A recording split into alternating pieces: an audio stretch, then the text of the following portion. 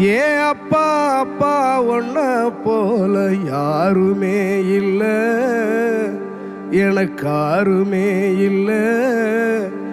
உன் கை வீரலை பிடிச்சி நடந்த கால மறக்கலை, அந்த கால மறக்கலை.